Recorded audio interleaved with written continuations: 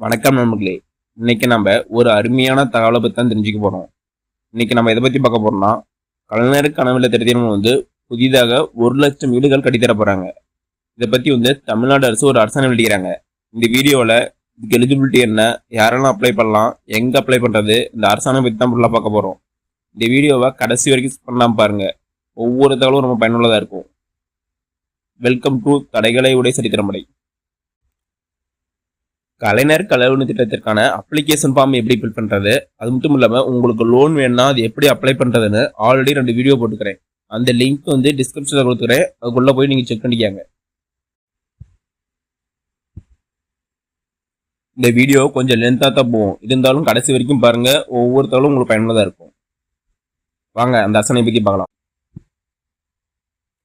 இதுதான் அந்த அரசாணை. இதுல என்ன சொல்லி கொடுத்துறாங்கன்னா, 2025-22 ஆண்டு கலைஞர் கனவு திட்டத்திற்கான வழிகாட்டு நெறிமுறைகள் கொடுத்துறாங்க. என்னன்னா, 2024-25 ஆண்டு வரவு செலவு திட்ட உரையின் போது கீழ்கண்ட அறிவிப்புகள் வெளியிடப்பட்டது. என்னன்னா, குடிசைகளில் வாழும் குடும்பங்களுக்கு நிரந்தர வீடுகள் கட்டித்தரும் முன்னோடி திட்டம் தமிழ்நாட்டில் 1974 ஆண்டு தொடங்கப்பட்டது. அதனைத் தொடர்ந்து கடந்த 2019 ஆண்டு குடிசை இல்லா தமிழ்நாடு என்ற இலக்கினை எய்திடும் வகையில் கலைஞர் வீடு வழங்கும் திட்டம் அறிமுகப்படுத்தப்பட்டது. தமிழ்நாட்டில் ஊரக பகுதிகளில் குடிசைகளை மாற்றி பாதுகாப்பான நிரந்தர கான்கிரீட் வீடுகளை அமைத்து தரும் நோக்கத்துடன் எடுக்கப்பட்ட சமீபத்தில் கணக்கின்படி கிராமங்களில் ஏறத்தாழ 8 லட்சம் வீடுகள் குடிசை வீடுகள் உள்ளதாக கண்டறியப்பட்டது.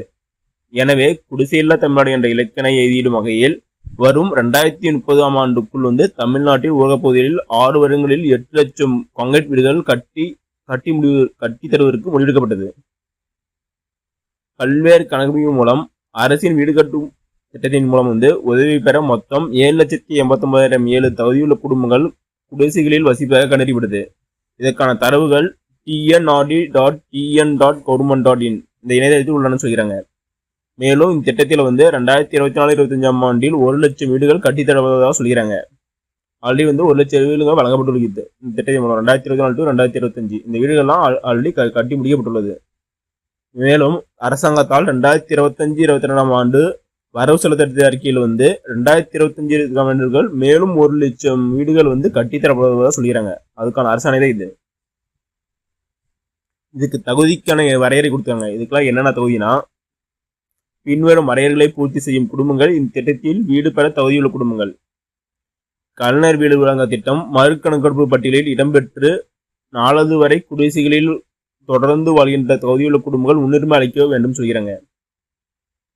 அடுத்தது, கலைஞர் வீடு வழங்க திட்டம் மறுகணக்கெடுப்பில் ஒரு கிராம ஊராட்சியில் குறைந்த அளவிலான வீடுகள் அல்லது தகுதியுள்ள குடும்பங்களே இல்லாத நிலையில் புதிய குடிசைகள் கணக்கெடுப்பின் பட்டியலில் குடும்பங்கள் மற்றும் அனைவருக்கும் வீடு கணக்கெடுப்பு தரவுகளில் உள்ள குடிசைகளில் பரிசீலிக்கப்படும் சொல்கிறாங்க. அடுத்து என்ன சொல்றாங்கன்னா, பட்டா அல்லது வீடுள்ள அமைந்த இடத்திற்கான உரிமை ஆவணம் உள்ள குடும்பங்கள் மட்டுமே இத்திட்டத்தின் கீழ் பயன்பெற தகுதியுடன் சொல்கிறாங்க.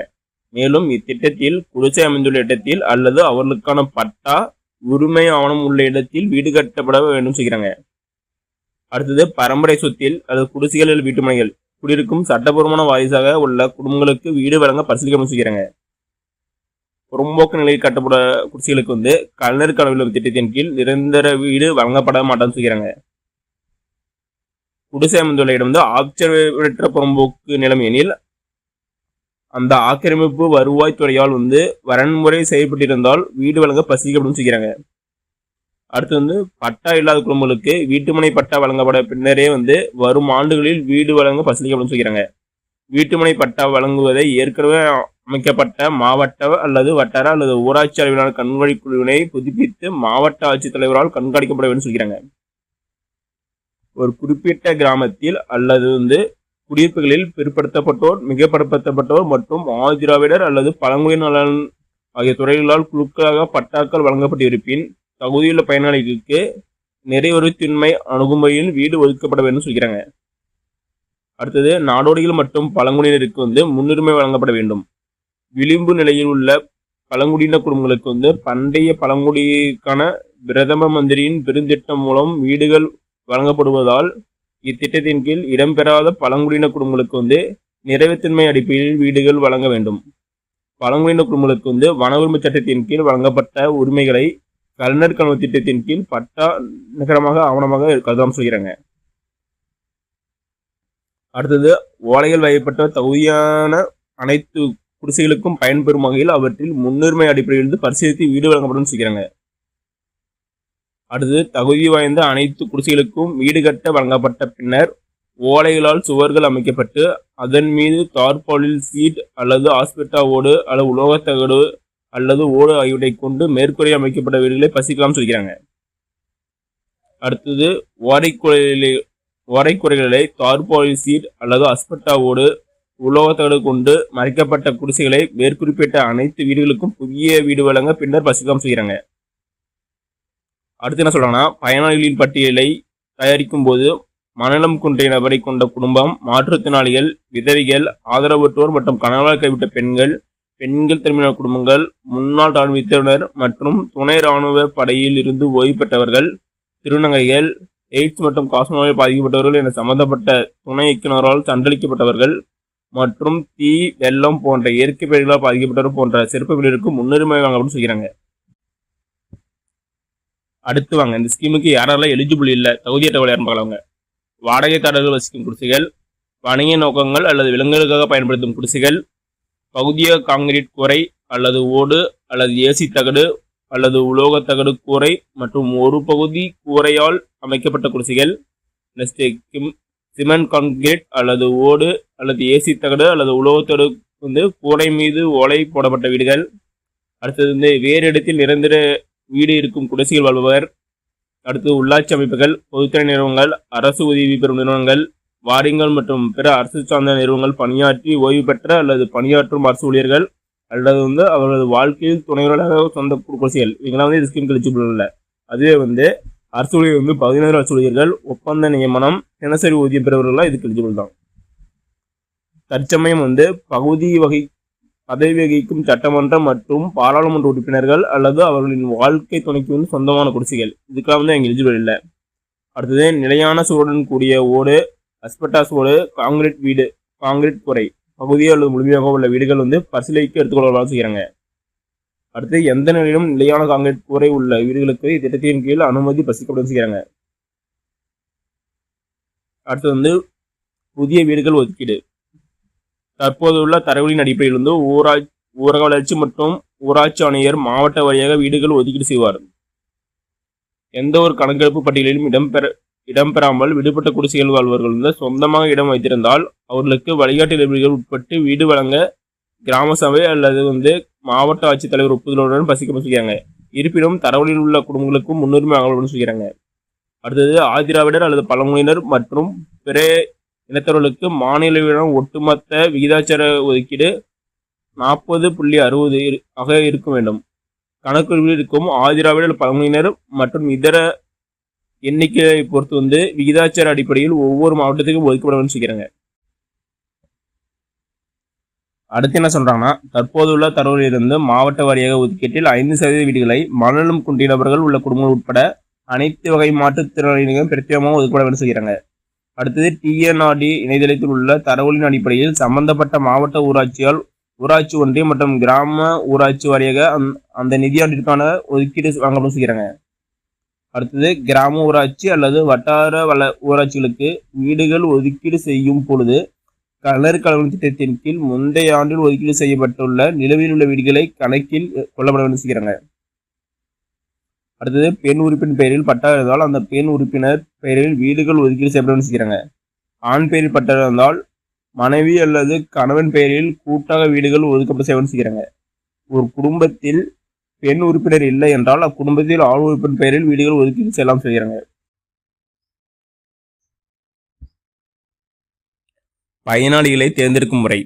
TNRD இணையதளத்தில் உள்ள தகுதியான பயனாளிகள் பட்டியலை கூடுதல் ஆட்சியர் அல்லது திட்ட இயக்குனர், மாவட்ட ஊரக வளர்ச்சி முகமை மற்றும் அந்தந்த வட்டார வளர்ச்சி அலுவலரால் அவர்கள் தகுதியை சரிபார்ப்பதற்கு பதிவிறக்கம் செய்து கொள்ள வேண்டும் செய்கிறாங்க. அடுத்தது பயனாளிகளின் தகுதியை கள ஆய்வு செய்வதற்காக வட்டார வளர்ச்சி அலுவலரால் ஒவ்வொரு கிராம ஊராட்சி அலுவலும் கீழ்கண்ட உறுப்பினர்களை கொண்ட ஒரு குழு அமைப்பதை மாவட்ட ஆட்சியர் உறுதி செய்ய வேண்டும் செய்கிறாங்க. அதில் யார் இருக்குன்னா, ஊராட்சி மன்ற தலைவர் அல்லது தனி அலுவலர், நெக்ஸ்ட் சம்பந்தப்பட்ட கிராம ஊராட்சியின் உதவி பொறியாளர் அல்லது ஒன்றிய பொறியாளர், அடுத்தது சம்பந்தப்பட்ட கிராம ஊராட்சியின் மண்டல துணை வட்டார வளர்ச்சி அலுவலர், நெக்ஸ்ட் சம்பந்தப்பட்ட கிராம ஊராட்சியின் பணி மேற்பார்வையாளர். அடுத்தது சம்பந்தப்பட்ட கிராம ஊராட்சியின் வார்டு உறுப்பினர் இருந்தால் வார்டு உறுப்பினர்கள் இருக்கணும். அடுத்தது சம்பந்தப்பட்ட ஊராட்சியின் செயலாளர், இவங்கெல்லாம் வந்து இந்த குழுவில் இருக்கணும். இக்குழு வந்து பயனாளியின் தற்போதைய தகுதியை நிலையினை மதிப்பிடுவதற்காகவும் கணக்கெடுப்பில் பட்டியலில் உள்ள அனைத்து குடும்பங்களையும் ஆய்வு செய்யும். ஊராட்சி அளவிலான குழு உறுப்பினர்களின் உரிய வழிகாட்டு நெறிமுறைகளின் தெரிவிக்கப்பட்ட வரையறைகளின்படி பயனாளிகளின் தகுதியை கள ஆய்வு செய்து அந்த நிதியாண்டிற்கான பயனாளியை தெரிவு செய்து குழு வந்து உறுப்பினர்கள் அனைவரும் கட்டாயம் கைப்பொருட்டு பட்டியலை வழங்க வேண்டும் செய்கிறாங்க. இவங்கெல்லாம் வந்து ஒரு குழு அமைச்சு வந்து அதுக்கான பட்டியலை தயாரித்து வந்து அதுக்கான கைப்பொருளும் டெவலப் செய்கிறாங்க. அடுத்தது கிராம அளவிலான குழு குறிப்பிட்ட கிராமத்தில் பயனாளியை தேர்ந்தெடுக்கும் போது வந்து கூடுமானவரை அக்கிராமத்தில் உள்ள ஆதிராவிடர் மற்றும் பகுதி பழங்குடியினர் குடும்பங்களின் அடிப்படையில் 40.60% விகிதத்தில் வந்து ஆதிராவிடர் மற்றும் பழங்குடியினர் மற்றும் பிற வகுப்பினரை தேர்ந்தெடுக்குவதை உறுதி செய்ய செய்கிறாங்க. அடுத்தது தகுதியான பயனாளிகளின் தேர்வு குறித்து மேலாய்வு. கிராம அளவிலான குழுவால் வழங்கப்பட்ட பயனாளிகளின் பட்டியலை பின்வரும் அலுவலர்கள் வந்து மேலாய்வு செய்ய வேண்டும் செய்கிறாங்க. எந்த ஒரு சூழ்நிலையிலும் ஒரு அலுவலர் மேலாய்வு செய்த அதே விவரங்களை மற்றொரு மேல்நிலை அலுவலரால் வந்து மேலாய்வு செய்வதை தவிர்க்க செய்கிறாங்க. மேலாய்வு செய்ய யாராக இருக்குன்னா கூடுதல் ஆட்சியர் வளர்ச்சி அல்லது திட்ட இயக்குனர் அவர்களால் வந்து ஒதுக்கப்பட்ட ஊராட்சி ஒன்றியத்தில் 50% ஊராட்சிகளில் உள்ள 100% பயன்களை வட்டார வளர்ச்சி அலுவலர் வந்து ஆய்வு செய்ய செய்கிறாங்க. அடுத்தது கூடுதல் ஆட்சியர் வளர்ச்சி அல்லது திட்ட இயக்குனர் அவர்களால் ஒதுக்கப்பட்ட ஊராட்சி ஒன்றியங்களில் 50% ஊராட்சியில் உள்ள 100% பயனாளிகளை வட்டார வளர்ச்சி அலுவலரால் வந்து ஆய்வு செய்ய செய்கிறாங்க. அடுத்து வந்து உதவி இயக்குனர் அல்லது உதவி திட்ட இயக்குனர் அல்லது உதவி பொறியாளர் நிலையிலான மண்டல அலுவலர்கள் வந்து மாவட்ட ஆட்சி தலைவர்களால் நியமிக்கப்பட்ட ஊராட்சி ஒன்றியங்களில் உள்ள 20 செயல்பொறிகளை ஆய்வு செய்ய செய்கிறாங்க.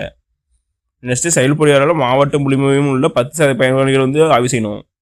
அடுத்தது கூடுதல் ஆட்சியர் வளர்ச்சி அல்லது திட்ட இயக்குநர்கள் வந்து மாவட்ட முழுவதும் 5% பயணங்களிலே வந்து ஆய்வு செய்ய வேண்டும் சொல்கிறாங்க. அடுத்தது மாவட்ட ஆட்சித்தலைவர் வந்து மாவட்ட முழுவதும் 2% பயணங்களை ஆய்வு செய்ய வேண்டும் சொல்கிறாங்க. அடுத்து என்ன சொல்றேன்னா கிராம அளவிலான குழு வந்து வழங்கிய பட்டியலை மேற்குறிப்பிட்டுள்ள அலுவலர்கள் வந்து வேளாய்வு செய்த பிறகு வந்து பயனாளி நிதி பட்டியல் வந்து கிராம சபையில் வந்து ஒப்புதல் வாங்கணும்னு செய்கிறாங்க. கிராம சபையில் வந்து இதுக்கு ஒப்புதல் வாங்கணும். அடுத்தது எந்த ஒரு கணக்கெடுப்பு பட்டியலையும் இடம்பெறாமல் விடுபட்ட குடும்பங்கள் வந்து தகுதியுடையதாக இருந்தால் வந்து பரிசீலிக்கப்படும் செய்கிறாங்க.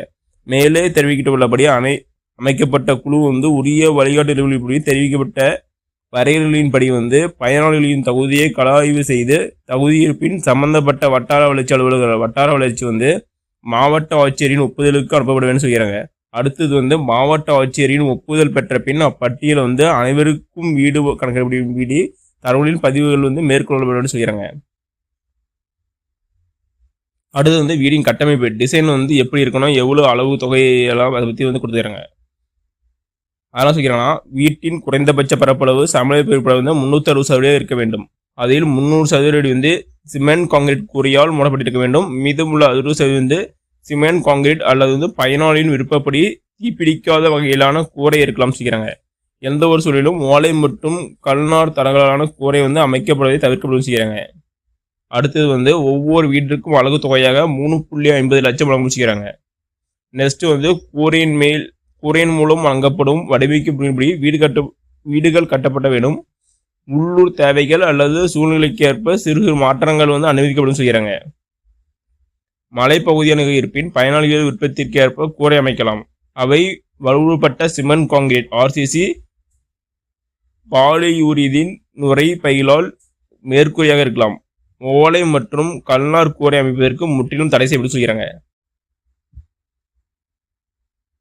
அடுத்தது வீடுகளின் சுவர்கள் வந்து செங்கல், நிலக்கரி சாம்பல் கலந்த கற்கள், சிமெண்ட் காங்கிரீட் கற்கள், இன்டர்லாக்கிங் கற்கள் மற்றும் ACC கற்கள் பயன்படுத்தி சிமெண்ட் சாந்தினால் சட்டக அமைப்புடன் கட்டுதல் வேண்டும் சொல்கிறாங்க. அடுத்தது எந்த சூழ்நிலையிலும் மண் சாந்து வந்து உபயோகப்படுத்தக்கூட சொல்கிறாங்க.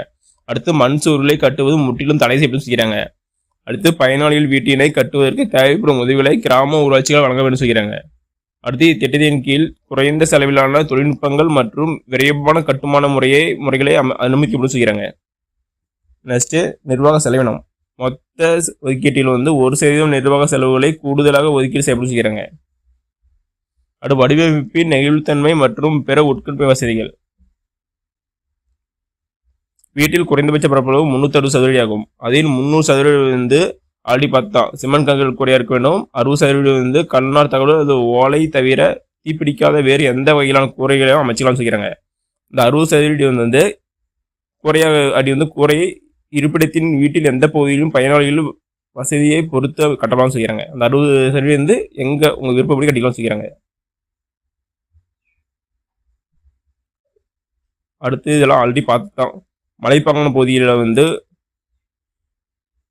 மழைநீர் எளிதில் வடிவதற்கு ஏதுவாக சாய்வக கூரை அமைக்கப்பட செய்கிறாங்க. இதற்கான தனித்துவமான வடிவமைப்பு வந்து ஊரக வளர்ச்சி மற்றும் ஊரக வளர்ச்சி ஆணையரால் வந்து ஏற்கனவே வழங்கப்பட்டு செய்கிறாங்க. அது இத்திட்டத்தின் கீழ் தெரிவு செய்யப்பட்ட பயனாளிகள் வந்து 360 சதவீதமான வீடு கட்டுவதற்கு தேவையான நிலம் வைத்திருக்க வேண்டும். குறைந்தபட்ச பிரமாணம் 300 சதவீதம் குறைவாக இருந்தால் வந்து 200 சதவீதம் குறைவாக நிலம் இருந்தாலும் வந்து அனுமதிக்கப்படும் செய்கிறாங்க. அதில் 200 சதவீதம் முதல் கட்டிட்டு மீதி உள்ள சதவீதம் வந்து மேல் மாடிக்கு கட்டிலாம் சொல்லிக்கிறாங்க. அதான் சொல்லிடுது.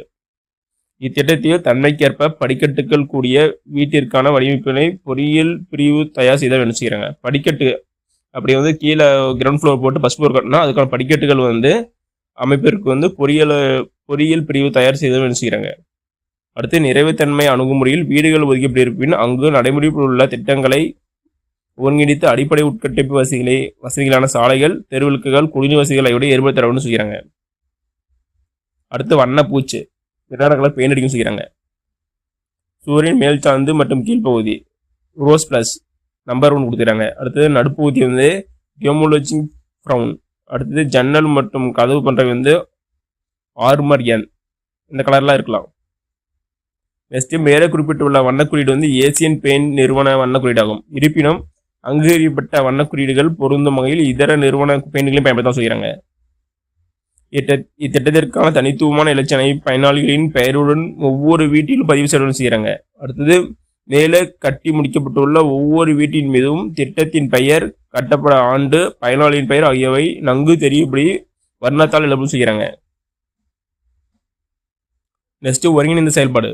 ஒரு வீட்டிற்கான மொத்த அலகு தொகையில் ஒவ்வொரு பயனாளிக்கும் வீடு கட்டுவதற்கு 90 மனித சக்தி நாட்களும், கழிப்பறை கட்டுவதற்கு 10 மனித சக்தி நாட்களும் தொகையாக மகாத்மா காந்தி தேசிய ஊரக உறுதி திட்டத்தின் கீழ் வழங்கப்பட வேண்டும். மேலும் தூய்மை பாரத இயக்கம் திட்டத்தின் கீழ் கழிவறை கட்ட அலகு தொகையாக 12,000 வழங்கப்படும் செய்கிறாங்க. அடுத்தது பணிகளை செயல்படுத்துதல். ஒவ்வொரு ஆண்டிற்கும் வழங்கப்படும் மாவட்ட ஒதுக்கீட்டின் அடிப்படையில் திட்டங்களை நிர்வாக அனுமதி மாவட்ட ஆட்சியாளர் வழங்கப்படும் செய்கிறாங்க. நெக்ஸ்ட் தொடர்புடைய வட்டார வளர்ச்சி அலுவலர் இத்திட்டத்தினை செயல்படுத்தும் அலுவலர் ஆவார். அடுத்து பயனாளிகளின் தகுதி, கட்டுமானத்திற்கான தேவையான இடம் மற்றும் நில உரிமை ஆகியவற்றினை உறுதி செய்த பின் கிராம சபை தீர்மானத்தின் அடிப்படையில் வந்து பயனாளிகளின் விருப்பத்தின் உறுதி செய்து வட்டார வளர்ச்சி அலுவலரால் வந்து பணி ஆணையை அமல் செய்கிறாங்க. அடுத்தது பயனாளிகளே வீடுகளை கட்ட வேண்டும். வீடுகள் கட்ட ஒப்பந்த புள்ளிகள் கோரப்படக்கூடாதுன்னு செய்கிறாங்க. நெக்ஸ்ட் வீட்டின் கட்டுமானத்திற்கு முன்னர் வீடு கட்டப்பட உள்ள இடத்தினை வந்து புவிசார் குறியீடு ஜியோடேக் வந்து செய்து நிலத்தில் வந்து பதிவேற்றம் செய்யணும் செய்கிறாங்க. இதே போல் பயனாளிகளின் வீட்டில் பணி முன்னேற்ற நிலைக்கு ஏற்ப வந்து தவணை தொகை வழங்கப்படும் செய்கிறாங்க. அப்பயும் வந்து ஜியோடேக் புகைப்படம் டிஆர்டி வெப்சைட்ல வந்து அப்லோட் பண்ணணும். நெக்ஸ்ட் அரசாணை எண் 111 ஊரக வளர்ச்சி மற்றும் ஊராட்சித்துறை நாள் 21/8/2020 வந்து ஒன்றிய மேற்பார்வையாளர்கள் வந்து உதவி பொறியாளர் அல்லது ஒன்றிய பொறியாளர்களே கட்டுமானம் மற்றும் கட்டுமானத்துக்கான இதர தொழில்நுட்ப அம்சங்கள் பொறுப்பாளராக செய்கிறாங்க. அடுத்து ஒன்றிய மேற்பார்வையாளர்கள் வீடு கட்டும் இடத்தை குறியிடுதல், கட்டுமான பணிகளை மேற்பார்வையிடுதல் மற்றும் நிர்ணயிக்கப்பட்ட வடிவமைப்பு மற்றும் தொழில்நுட்ப தரவுகளின்படி கட்டுமான பணிகளை மேற்கொள்ள உதவி செய்தல் ஆகிய பணிகளை செய்ய வேண்டும் செய்கிறாங்க.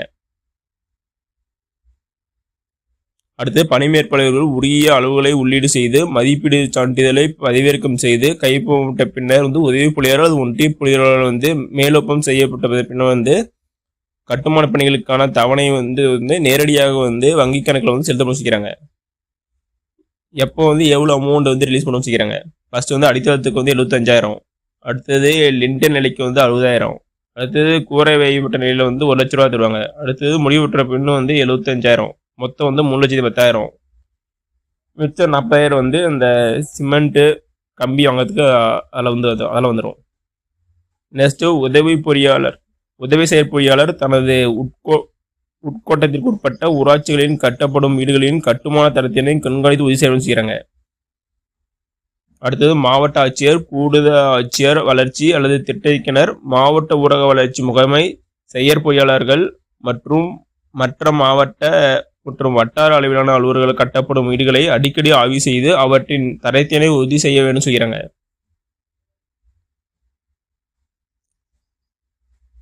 அடுத்து இணையதள அடிப்படையிலான பணி ஆணை மற்றும் தொகையினை வழங்குதல். டிஎன்ஆர்டி இணையதளத்தில் பணி ஆணை உருவாக்கவும், மதிப்பீட்டு சான்றிதழ் மற்றும் நிதி பரிமாற்ற உத்தரவு உருவாக்கவும் ஆகியவற்றை கைபேசி மற்றும் இணையதள அடிப்படையில் மென்பொருள் உருவாக்கப்படும் செய்கிறாங்க.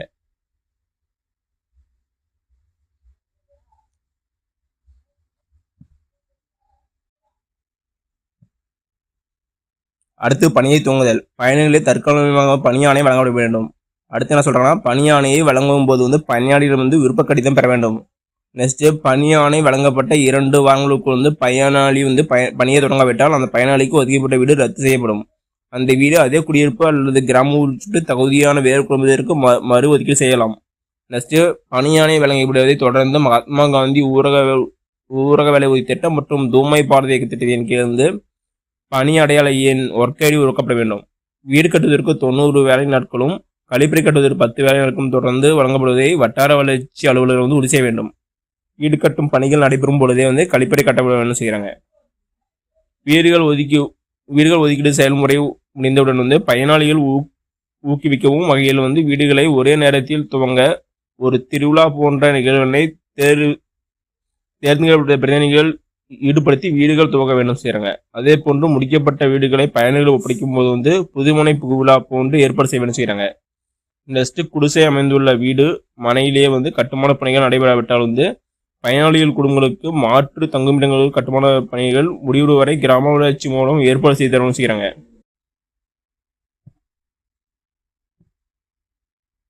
பணிகளுக்கு பணி ஆணை வழங்கப்பட்ட தேதி, கட்டுமானத்தின் பல்வேறு கட்டணங்களுக்கு தவணை வழங்கப்படும் போது விவரம், மகாத்மா காந்தி தேசிய ஊரக வேலை திட்டத்தின் கீழ் ஊதியம் வழங்குதல் போன்ற விவரங்களை உரிய படிவம் கொண்ட பதிவேட்டில் சம்பந்தப்பட்ட மண்டல துணை வட்டாட்சியர்கள் பராமரிக்கணும் செய்கிறாங்க. நெக்ஸ்ட், கட்டுமான பொருட்கள் வழங்குதல். இத்திட்டத்தில் தேவையான சிமெண்ட் மற்றும் இரும்பு கம்பிகள் கணக்கிடப்பட்டு துறை மூலம் பயணிகளுக்கு பயணியின் நிலை வாரியாக வழங்கப்பட வேண்டும் செய்கிறாங்க. துறை மூலம் வழங்கப்பட்ட சிமெண்ட் மற்றும் இரும்பு பொருட்கள் கம்பிகள் தொகையினை பயனாளிகள் விடுவிக்கும் தொகை தவணை தொகையிலிருந்து பிடித்தம் செய்யப்படும் செய்கிறாங்க. அடுத்து மரக்கன்றுகள் நடும் செய்கிறாங்க. குறைந்தபட்சம் 6 அடி உயரம் கொண்ட 2 மரக்கன்றுகள் வீட்டின் முன்பகுதி அல்லது இடத்தை வசதிக்கு ஏற்ப நடப்பட செய்கிறாங்க. இதனை உரிய வேலி அமைத்து விலங்குகள் பாதுகாக்க வேண்டும். இறுதி தவணை தொகை மரக்கன்றுகள் நடைபெற்ற பின்னரே வாங்கப்படும் செய்கிறாங்க. அடுத்து ஒற்றை சாளர வங்கி SNA மூலம் நேரடி பரிமாற்றம் பெற்றோம். ஊரக வளர்ச்சி மற்றும் ஊராட்சி ஆணையர்களால் கருவூலத்திலிருந்து நிதி பெற்று இத்திட்டத்திற்கான ஒற்றை சாரா வங்கி கணக்கில் வரவு வைக்கப்படும் செய்கிறாங்க. பின்னர் இக்கணக்கிலிருந்து பயனாளிகள் வங்கி கணக்கிற்கு தவணை தொகைகள் நேரடியாக வழங்கப்படும் செய்கிறாங்க. நெக்ஸ்ட், கட்டி முடிக்கப்பட்ட வீடுகள் அடிப்படை வசதிகள் வாங்குதல். அனைத்து வீடுகளுக்கும் எரிவாயு இணைப்பு, குடிசைகளுக்கான மின் இணைப்பு டேஞ்சன் மூலம் வழங்கப்பட வேண்டும். வீடுகளுக்கு குடிநீர் இணைப்பு JJM அல்லது 5வது நிதிக்குழு மதிப்பிற்கு வழங்கப்பட வேண்டும். அடுத்து, குடும்பத்தின் அனைத்து பெண் உறுப்பினர்களும் சுய உதவி குழுக்கள் பதிவு செய்யப்பட்டுவதை உறுதி செய்ய வேண்டும். தமிழ்நாடு மாநில ஊரக வாழ்வாதார திட்டத்தினால் இப்பணியை ஒதுக்கப்பட செய்கிறாங்க. அடுத்து, கடன் உதவி. ஒரு பயனாளி தன் விருப்பம் மற்றும் எதிர்கால தேவைக்கு ஏற்ப தனது வீடுகளை கட்டுவதற்கு எண்ணத்தை கொண்டிருப்பார். ஏனெனில் அது வாழ்நாளில் ஒரு முறை மட்டும் செய்யப்படும் செயலாகும். பயணிகள் விரும்பினால் தமிழக ஊரக வாழ்வாதார இயக்கம் TNSRLM 50,000 வரை கடன் பெறலாம், அல்லது கூட்டுறவு அல்லது வணிக வங்கிகளில் கடன் பெறலாம். கூட்டுறவு அல்லது வணிக வங்கிகளில் குறைந்த வட்டி விகிதத்தில் பிணையம் இல்லாத வகையில் கடன் வழங்கப்பட ஒதுக்கீடு செய்கிறாங்க. நெக்ஸ்ட், பயனாளிக்கு பணி ஆணை வழங்கப்பட்டவுடன் சம்பந்தப்பட்ட மண்டல துணை வட்டாட்சி அலுவலர் பயனாளியிடம் கடனுதவிகளை விண்ணப்பித்தை பெற்று அதனை வட்டார வளர்ச்சி அலுவலர் மூலம் சம்பந்தப்பட்ட வங்கி கிளைகளிலிருந்து அனுப்ப நடவடிக்கை மேற்கொள்ளப்படும் செய்கிறாங்க. கூடுதல் ஆட்சியர், வட்டாட்சியர், திட்ட இயக்குனர் அல்லது மாவட்ட அளவிலான வங்கியாளர்கள் கூட்டத்தின் போது பயனாளிக்கு கடன் வழங்குவது உறுதி செய்யப்படும் செய்கிறாங்க. வீட்டில் மேற்கூரை போடப்பட்ட 3 தவணைகளை தொகைகளிலிருந்து விடுக்கப்பட்ட பின்னரே கடன் வழங்கப்படும் செய்கிறாங்க. நெக்ஸ்ட், ஆவணப்படுத்துதல். பயனாளி தற்போது வசிக்கும் இடம், வீடு கட்டப்பட்ட தேர்ந்தெடுக்கப்பட்ட இடம், பயனாளிகள் மேற்கொள்ளும் போது மற்றும் பணிகள் முடிவரும் போது பயனாளிகள் புகைப்படத்துடன் கூடிய புவிசார் குறியீடு மற்றும் நாள் நேரத்துடன் கூடிய புகைப்படம் எடுக்கணும் செய்கிறாங்க. அடுத்து, பயனாளிக்கு தவணை தொகை செலுத்தும் முன் வட்டார வளர்ச்சி அலுவலரால் எடுக்கப்பட்ட அனைத்து புகைப்படங்களும் ஆவணப்படுத்தப்பட்டு செய்கிறாங்க. நெக்ஸ்ட், தகவல்கள், கல்வி மற்றும் தகவல் தொடர்பு. இத்திட்டத்தில் வழிகாட்டு நெறிமுறைகள் மற்றும் பல்வேறு அம்சங்களுடன் நன்கு அறிந்து கொள்ளவும், இத்திட்டத்தை திறம்பட செயல்படுத்த வட்டார வளர்ச்சி அலுவலர்கள், துணை வட்டார வளர்ச்சி அலுவலர்கள், உதவி செயற்பொறியாளர்கள், வட்டார வளர்ச்சி பொறியாளர்கள், பணி மேற்பார்வையாளர்கள், தொழில்நுட்ப உதவியாளர்கள் ஆகியோருக்கான மாவட்ட அளவிலான பயிற்சிகள் அமಲು செய்கிறாங்க. அடுத்தது வட்டார வளர்ச்சி வீடு வழங்க தேர்வு செய்யப்பட்ட பயனாளிகளுக்கு இத்திட்டத்தினை பற்றி விழிப்புணர்வு கூட்டம் எண்ணிக்கையில் அடிப்படையில் குழுக்கள் நடத்தப்பட செய்கிறாங்க. இதில் சம்பந்தப்பட்ட ஊராட்சியாளர்கள் பங்கேற்க செய்கிறாங்க. பயனாளிகள் இத்திட்டத்தின் கீழ் வீட்டின் வடிவமைப்பு தேர்வு, வழங்கப்படும் பொருட்கள், வீட்டின் நிலை வாரியாக வழங்கப்படும் தொகை விவரங்கள், தேவையான பொருட்கள் மற்றும் கடன் வசதிகள் ஆகியவை விவரங்கள் அடங்கிய கையேடு தமிழில் வழங்கப்படும் செய்கிறாங்க. பயனாளிகளின் பெயர்களை கொண்ட பட்டியலில் வெளிப்படைத்தன்மை உறுதி செய்வதற்கு கிராம ஊராட்சி அலுவலகத்தில் சுவர்களில் மற்றும் TNR இடைத்தளத்தில் அனைவரும் தெரியும் வகையில் இடம்பெறவும் செய்கிறாங்க. அல்லது வழிகாட்டு நெறிமுறைகள் திருத்தம். ஊரக வளர்ச்சி மற்றும் ஊராட்சித்துறை அரசு கூடுதல் தலைமை செயலாளர் அலுவலர்கள் ஊராட்சி வளர்ச்சி மற்றும் ஊராட்சி ஆணையருடன் கலந்தோசித்து அவ்வப்போது எழக்கூடிய தேவைகளை அடிப்படையில் இந்த வழிகாட்டு நெறிமுறைகளை திருத்தம் செய்யலாம் செய்கிறாங்க. இதுதான் இந்த புல் அரசாணை. ஓகே நண்பர்களே, இந்த வீடியோ உங்களுக்கு பிடிச்சிருந்தா லைக் அண்ட் சப்ஸ்கிரைப் பண்ணுங்க. முடிஞ்சா மற்றவங்க ஷேர் பண்ணுங்க. நான் போடுற வீடியோ நோட்டிஃபிகேஷன் ஒன்று வேணும்னா பெல் ஐக்கனை கிளிக் பண்ணுங்க. அது மட்டும் இல்லாமல் தமிழ்நாடு கவர்மெண்ட் மற்றும் ஜென்ரல் கவர்மெண்டோட எந்த ஸ்கீம் பற்றி தெரிஞ்சுக்கனாலும் கமெண்ட் பண்ணுங்க. அந்த ஸ்கீம் பற்றி டீட்டெயிலாக போகிறேன். நன்றி, வணக்கம்.